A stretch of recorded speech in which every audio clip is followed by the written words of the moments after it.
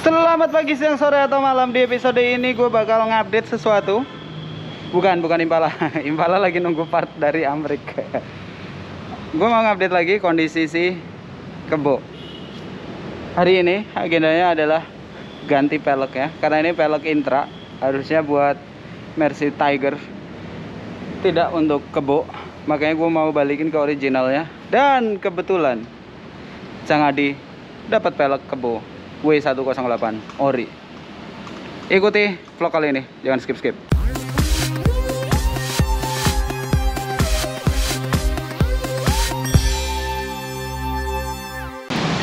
Oke, kita udah sampai di bengkel. Kebo mulai dibongkar bannya. Ini ban lama tetap kita pakai. Tadinya gue udah bilang ke Cang Adi beli ban baru aja untuk pelek baru, tapi kata Cang Adi udahlah, ngirit duitnya, pakai ban lama dipindahin ke pelek baru aja untuk dipasang sini. Makanya ini mobil kita angkut ke bengkel. Yuk ikutin terus.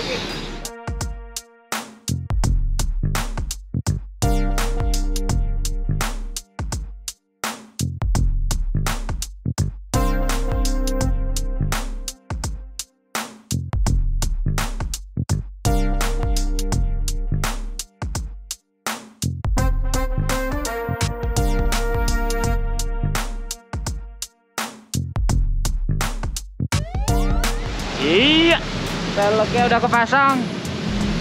Hitam, pelek asli W108. Ini ntar tinggal masang dop. Dopnya kemana udah direkondisi, dikrom ulang jadi kinclong banget. Cuman belum dicat nih tengah dopnya, harusnya dicat sesuai warna body pas logo Mercy-nya. Cuman ya pasang dulu aja deh daripada kelihatan cuman pelek kaleng gini. Balik. Sekarang waktunya balik. Yup. Kita jalan balik. Sekarang mau coba masang dopnya. Dapat enak ya kali ini. Ini fakta yang mungkin kalian belum tahu. Jadi kemarin gua tuh cuman punya 4 roda. Pelek sama ban cuman 4. Yang intra itu, yang udah gue bawa ke Jogja 2 kali, ke Bandung dan sebagainya. Dan di mobil cuma ada 4 itu doang. Terus begitu Cang Adi nyariin pelek ori W108, dapat 5 pelek untuk 1 ban cadangan. Nah di situ gue baru nyadar, selama ini gue pergi-pergi tuh nggak pernah punya ban cadangan. Gue termasuk orang yang sangat optimis, men. Saya sangat percaya kebo nggak bakal aneh-aneh. Si kebo ini nggak bakal nakal, nggak rese. Dan terbukti, gue udah pergi ke Bandung 2 kali, Jogja 2 kali, nggak ada bocor. Alhamdulillah. Nggak kebayang aja kalau bocor. Apa kabar? Gue nggak punya ban cadangan, anjir. Kocak. Nah, sekarang kita mau masang dopnya. Semoga kelihatan mewah. Lanjut jalan.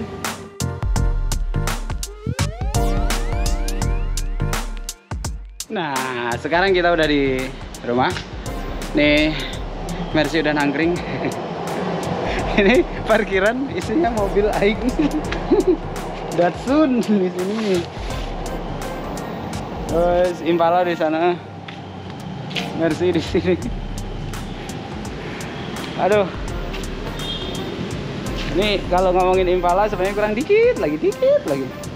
Jadi kemarin gua BM tuh pengen ganti camshaft atau noken as yang pincang biar idle-nya tuh berjet. Beli tuh di Amrik sama Cang Adi. Begitu nyampe, nunggu 3 minggu nyampe, ternyata salah. Tipenya lupa kalau ini V8 modern mesin kapal. Jadi order lagi dari Amrik, nunggu 3 minggu lagi, dan kemarin baru nyampe, ini mau dipasang. Selain itu, karena gue mengingat nih mobil bensinnya boros banget, gue request ke Cang Adi untuk bikin tangki baru bahan aluminium yang dalamnya sekat-sekat gitu biar nggak kompiang dengan kapasitas bensin yang lebih banyak. Lalu dikabulin sama Cang Adi 120 liter. Dari kapasitas aslinya 60 liter jadi 120. Cuman masalahnya ini terlalu ngondoy. Nah, batas bodi di situ, tangkinya di situ. Ngondoi banget. Jadi nanti akan direvisi dikit biar tangkinya nggak offset dari bodi. Lumayan offset. Sebenarnya ini masih bisa diangkat lagi ke atas tangkinya, tapi harus diubah dikit lasnya untuk jalur masukin bensin. Makanya gue belum update lagi. Mau gue update nanti begitu udah kelar semua mesin bisa nyala. Sekarang nunggu Cang Adi bawain dop untuk dipasang di kebo. BTW guys, kemarin tuh pas berangkat dari Bandung, ini setelah nih mobil keluar dari bengkel Mas Fajar, suaranya itu jadi kayak mobil hot rod. Terus ke Bandung PP, suaranya makin jadi kayak bocah yang baru dibeliin mobil LCGC. Ternyata knalpotnya keropos. Terus gue kontak Cang Adi, kebetulan dia bisa benerin, diganti nih lubang knalpot, pipa knalpot dari depan sampai belakang, filter bikin baru, pipanya baru semua. Untuk bagian exhaust header nggak perlu diganti karena kata Cang Adi tidak keropos, jadi cuma diganti sistem yang belakang ini, slip-onnya sampai ke filter, dan suaranya dibikin sesuai suara aslinya Mercy, ya nggak halus-halus banget, sesuai suara aslinya Mercy kebo, nggak halus-halus banget, tetap agak ngung gitu, cuman udah dibikin sesuai standarnya. Happy.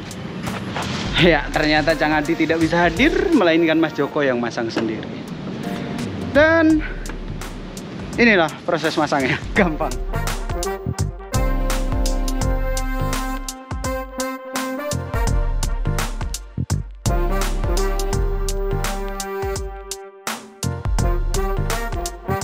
Nah, ini sebenarnya bagian tengah ini perlu dicat. Warnanya hijau sesuai warna bodi di sini, tapi bagian logo Mercy-nya tetap chrome, tapi tidak pakai kertas, nggak di mal gitu. Jadi garisnya biarin agak blurred lines gitu, agak ngeblur. Karena untuk nunjukin orinya dulu juga gitu blur, karena dikerjain pakai tangan manusia bukan robot. Nanti nyusul bisa lah, yang penting ini rapian dikit. Cakep. Nah, proses pergantian velg dan dop udah kelar. Sekarang kalian udah lihat hasilnya. Menurut kalian ini perlu diceperin nggak? Tuh, ground clearance-nya segini, masih possible sebenarnya kalau mau diturunin kayak 5 cm.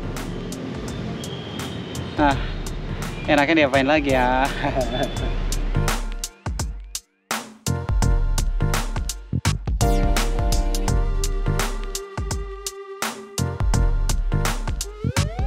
Nah, ini udah sebulan dari yang terakhir gua update soal pelek, dan si kebo sekarang udah ada beberapa part yang udah di-upgrade, dan ini gue bilang udah 95% selesai. Kenapa?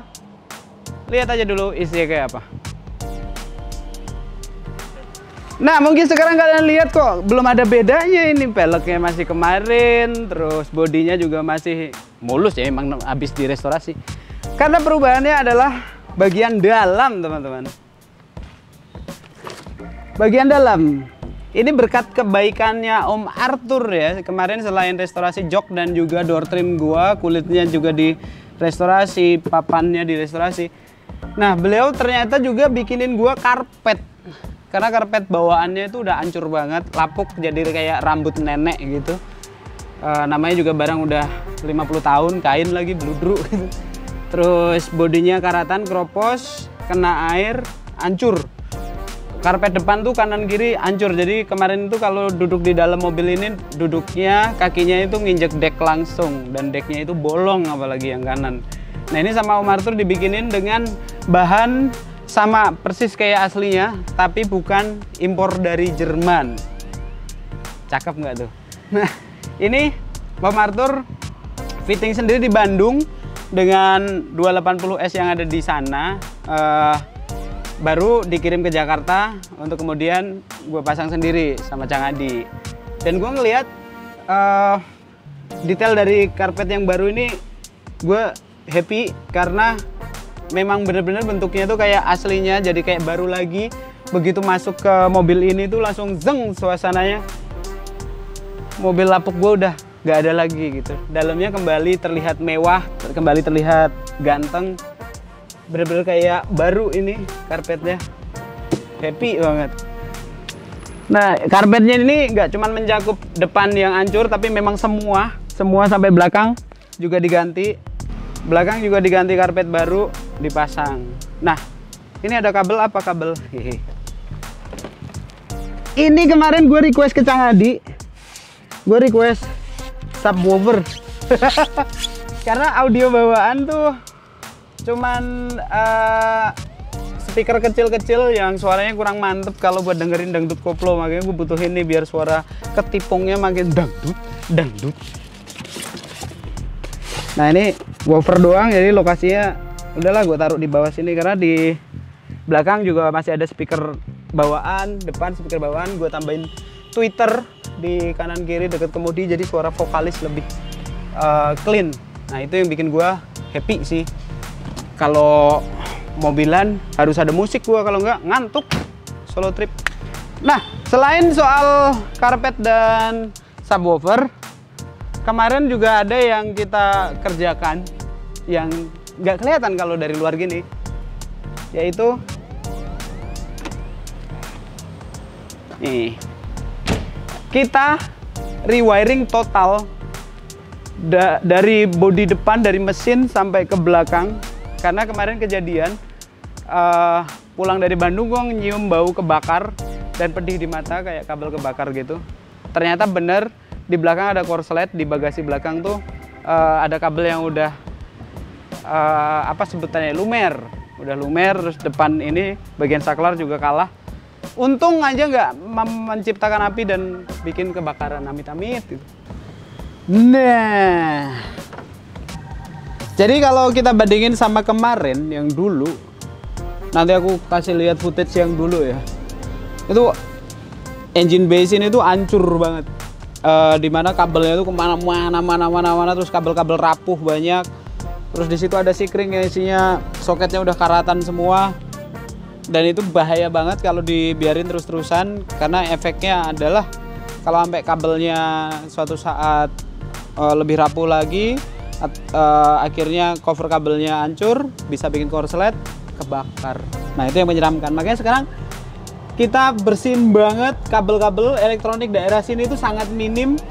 Ini kalaupun ada kabel, tinggal kabel gas, terus kabel busi, terus pipa-pipa atau selang yang memang dibutuhkan oleh sistem. Terus untuk kabel aki juga kita ganti baru. Ternyata guys, kemarin tuh gue pikir aki gue minta diganti karena tiap misal kayak 2 hari nggak gue nyalain, begitu dinyalain tuh kayak berat banget gitu, ngik. Ternyata setelah ganti kabel baru, akinya sehat. Jadi selama ini bukan masalah aki tapi masalah kabel. Nah, ini memang full kabelnya kita ganti dari depan sampai belakang sana, semuanya kabel baru, dikasih pelapis anti api juga, dan dirapiin dengan apa namanya, kita kasih label masing-masing, jadi kalau nanti ada sikring putus atau apa, ngurutnya lebih gampang dibandingkan sebelumnya yang chaos banget. Nah, untuk pengerjaan kabel itu cukup mahal. Di atas 15 juta. Dan itu sangat wajar karena kabel Mercy itu lebih complicated, dan jumlah kabelnya juga jauh lebih banyak, dan memang kabel yang dipakai untuk gantiin itu nggak kaleng-kaleng, kabelnya itu kabel-kabel yang berkualitas dan lebih awet. Nah, itu untuk perkabelan udah selesai. Gue suka dengan hasil sekarang, udah rapi. Hal terakhir yang kemarin kita lakukan di mobil ini adalah kemarin kita rework transmisi.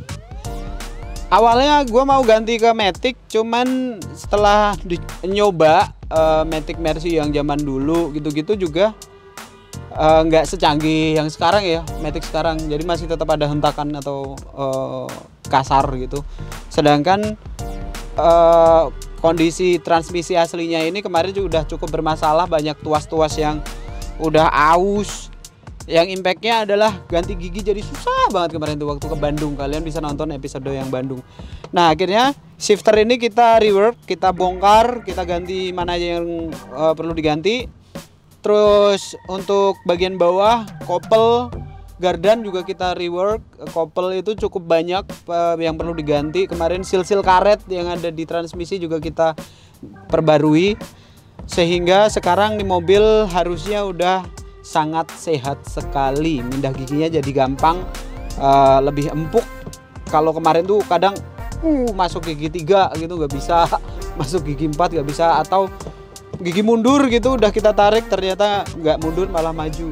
Nah sekarang udah beres, udah rapi. Nah